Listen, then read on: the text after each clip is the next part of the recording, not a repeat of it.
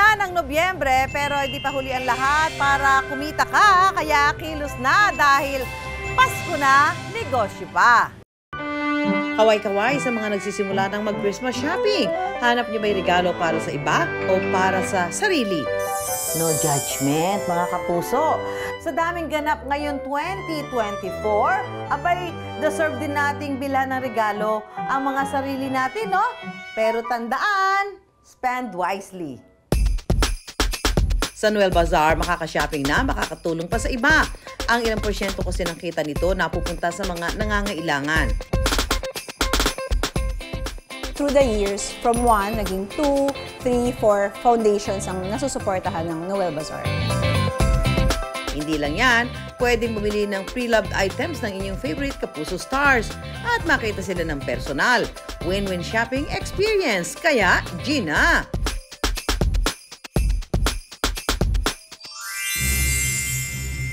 Nito Nobyembre, opisyal nang sinimulan sa Parañaque City ang longest and largest bazaar in Metro Manila, ang Noel Bazaar. Noel Bazaar 2024 is officially open! 150 pesos ang entrance fee rito, pero may mga piling araw na libre, mga kapuso. Ang goal namin is for Noel Bazaar to be a bonding activity ng Filipino families. Ang GMA Network at ang Sparkle Artists Center provide artists to perform during the variety shows. Para sa mga Gen Z na nangungulekta ng kung anik-anik at trendy jewelries, hanggang sa mga tito at tita na ang hanap na ay essential oils, scented candles o vintage items, check na may mahahanap dito. Pati na rin ang mga kikay, art enthusiast at mga gustong mag-food trip. Mayroon pang local products from all over the Philippines. Sa bazaar na ito, welcome ang lahat, mga kapuso. Lahat ng pinipili namin merchants kakaiba. Tumitingin kami ng mga unique, creative, and affordable product lines ng mga merchants nito. Yung mga new businesses, nagkakaroon din sila ng chance na ma-market test yung products nila sa iba't ibang venue ng Noel. Pero ang pinaka-highlight ng bazaar, ang pre-loved items ng Kapuso Stars. 11 years ago, when Tita Mel Tiangco and the GMA Kapuso Foundation, we were brainstorming on how we could generate support from other clients. Tita Mel said, why don't we come up with a celebrity ukay-ukay? Kasi alam mo, maraming mga costume o mga damit, yung mga artista na Kapuso Stars, na hindi na rin nagagamit. That's when the GMA Kapuso Foundation Celebrity Ukay-Ukay and Auction was born. We really thank the Kapuso celebrities and of course the members of the GMA News Broadcasting team. Kasama na si Miss Susan, taon-taon nagdo-donate siya dyan. 100% of the proceeds from the Celebrity Ukay and Auction goes to GMA Kapuso Foundation. Ang bazaar na ito nagsimula noong 2000. We were tapped to generate a fundraising event for a small foundation called Bantayog ng Mga Bayani Foundation. Since we are partnered with GMA Network, it's just right that we also benefit the GMA Kapuso Foundation. At that time, my brother just passed away. We did not have any name in mind but Noel, because that's his name, which means Christmas. That motivated me and my team because of the legacy of my brother to be a man of others. Dahil 24 years na sila, kailangan din nilang sumabay sa pagbabago ng panahon. Importante din na meron tayong bagong maiaalok sa mga shoppers. That's why we also encourage our merchants to come up with something new every year and innovate constantly.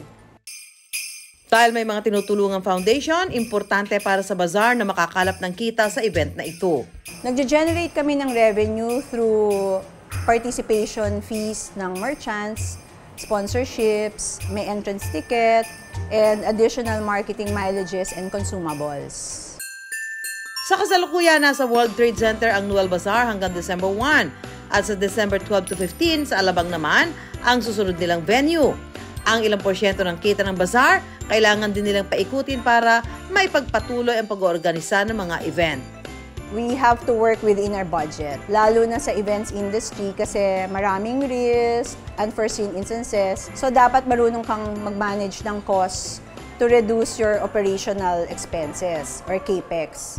CAPEX o Capital Expenditures ang tawag sa gastos na magagamit ng pangmatagalan sa negosyo.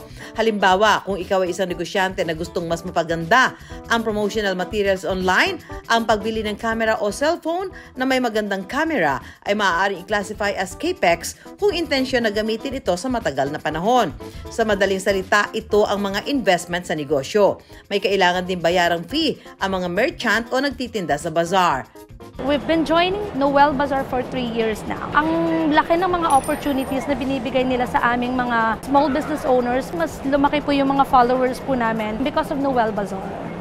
Taon-taon din ay may mga newbies na sumasali sa bazaar.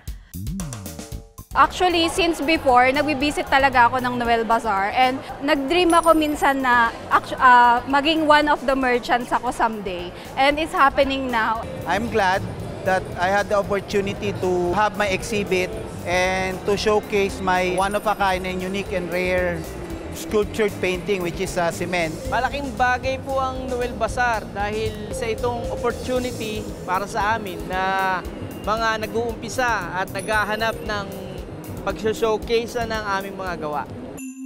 Bago maging longest and largest bazaar in Metro Manila, ang Noel Bazaar kinailangan maging hands-on at committed to the cause.